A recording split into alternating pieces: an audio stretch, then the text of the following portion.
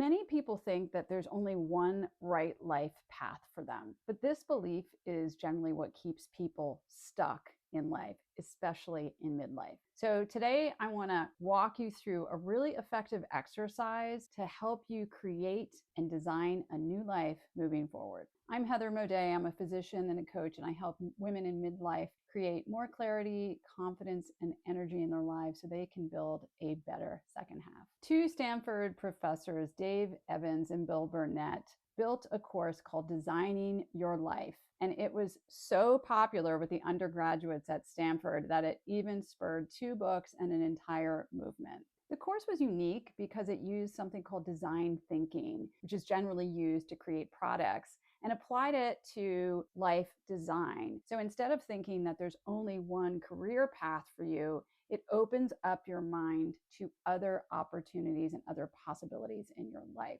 The professors believe that this idea that there's only one life path for you is really flawed, and that actually there's multiple life paths that could make you really happy, but you just have to know how to test them out like prototypes. Now, I read this book about 10 years ago, but I picked it up again recently when I was closing my own medical practice, when I was wondering, what am I going to do next? Who am I? And it was really, really helpful in allowing me to sort of come up with new ideas and create a new future for myself. So there's one exercise in particular that I think is really helpful that I'm going to talk about today, and it's called the Odyssey Plan. Now, this idea about the Odyssey Plan was originally created for students who were young in their 20s and trying to figure out what the heck they were going to do with their lives. But I actually think that you can apply this particularly for people in midlife, and I think it works really well. Because midlife is a time where we're often handed situations that we don't know what to do with. You know, jobs end, career ends, relationships end. It's a time that we not only have to reimagine our careers, but we have to sometimes reimagine our entire lives. And that can be really hard, especially when we've been inhabiting the same identity for years, like mother, wife, teacher, doctor, accountant, whatever it is. And then every time we think of changing, all these fears come up, like, I'm too old. It's too late. I don't know what I'm doing. Maybe I should just stay the same. I don't have the money to do this. What will people think? People will think I'm crazy. This is irresponsible. And all of these thoughts are totally based in fear. But the Odyssey Plan is different. It's great because it allows you to, instead of just jumping into a decision, to sort of experiment with ideas about what your future life would look like. And this idea, again, comes from design thinking, where you don't just jump right into things. You come up with prototypes and you make little experiments and tiny changes to sort of test out what these future lives or future careers might possibly be like for you. It's actually a much more flexible way of looking at your future. So the Odyssey Plan asks you to think about 3 possible 5-year future scenarios for yourself.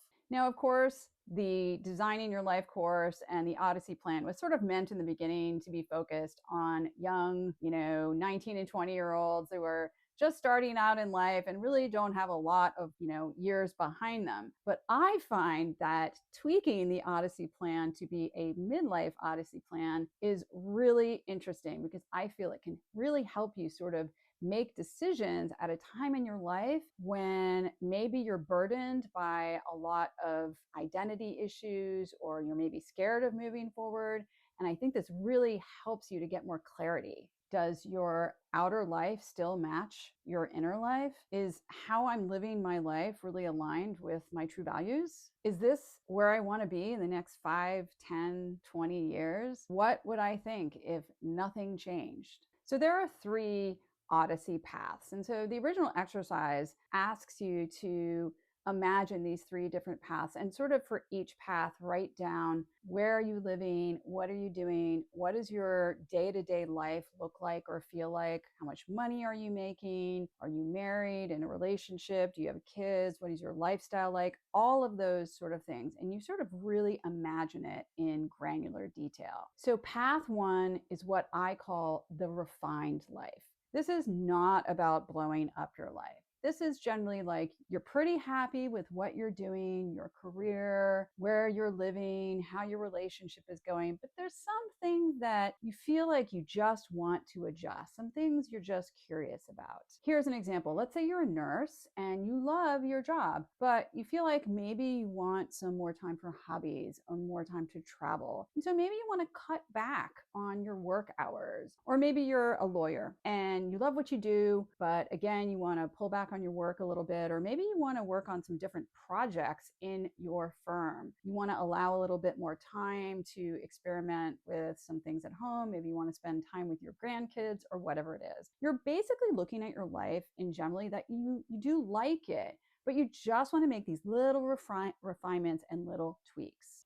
Path number 2 is what's called the pivot path, or what I'm calling the midlife reinvention path. And I think this is probably the most common. So for example, what you're doing is you're taking all the knowledge, the wisdom, and the experience that you have in your past life, in your current life, and you're just going to be repurposing it or using it in a totally different way. So for example, in my case, I was a physician and I ran my own practice, and then I closed it, and now I've retrained as a coach and I'm doing more education and coaching. So other things would be things like, say you're an accountant and you don't really want to do accounting anymore, but maybe you want to teach people about money management. And so you do that. Or maybe you have a hobby on the side that you really love, like you really love to do carpentry. And maybe you want to change your life so that you're actually opening up a side business in woodworking, or you love to do flower arranging. And so then you want to start a business maybe on Etsy, designing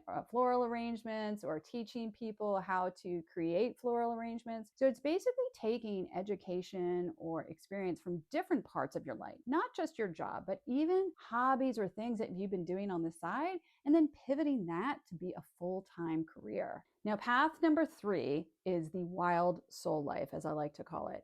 And basically what this is the life that we imagine that we're afraid to talk about. It's just not practical. It's the thing that we might dream about or we might have dreamed about when we were younger, but we couldn't do it because it didn't make any money. It was just something that was frowned upon by other people. And even now we might harbor those fears of, this is so silly, or I don't have the talent, or I'm too old, I can't start this now, or there's no way I could do this. Everyone's going to think I'm just cuckoo. But this is the one that you have to think about. If fear and money were not in charge, what could you imagine yourself doing? What is the thing that you're almost afraid to think about? So maybe it's something like quitting your job completely and going back and getting a master's in fine arts and creative writing and writing a novel. Or maybe it's taking your savings and opening up an animal sanctuary, or selling your house and traveling the world for a year. All of these things seem so risky and out there, but what they do is they light up a passion inside of us, and it helps to open up our imagination about what is possible for us. It truly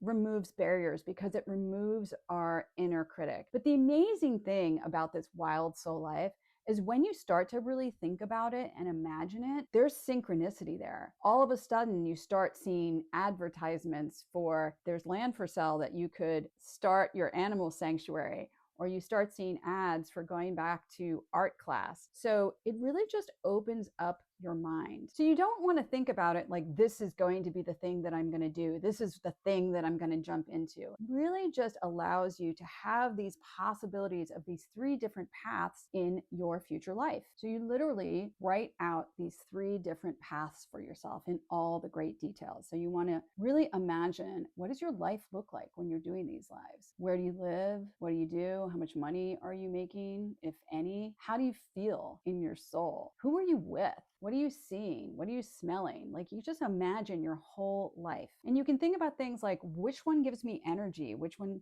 gets me excited? Or which one am I feeling really curious about? Which one makes me feel like aligned with my true values? And then the next step is this. You do not just pick something and jump in. You pick one path and you start to prototype it. So basically you do these little mini experiments. This is what it could look like. Say you're interested in becoming a potter. You can start taking a pottery class. You could actually talk with a professional potter, ask them out for coffee, sit down and say, what do you love about what you do? What do you hate about what you do? What is your life like? What does your day-to-day feel like for you? That'll give you some sense. Or if there's something you really love doing, you can just start a side project, just little tiny steps to see if you like it and how it fits into your life. Is this something that you could see yourself doing all the time? At the same time, you can make these sort of iterations when you're removing stuff from your life. Habits or behaviors or things that you do on the regular that maybe you've gotten sick of. Maybe you can start not doing those as much. See how you feel about that. Because designing your life isn't always about necessarily adding everything in. It could also be sort of clearing space, clearing time for yourself so that you are able then to add other things to it. The point of this exercise is to not have your whole life figured out. Really, the question that we should all ask ourselves is not what is the right path, but what are the possible paths or possible lives that I still have left in me. So if this resonated with you, I created a simple Midlife Odyssey handout that you can download below, that you can use to map out your 3 5-year possible plans to see if it can help you imagine a new future for yourself too.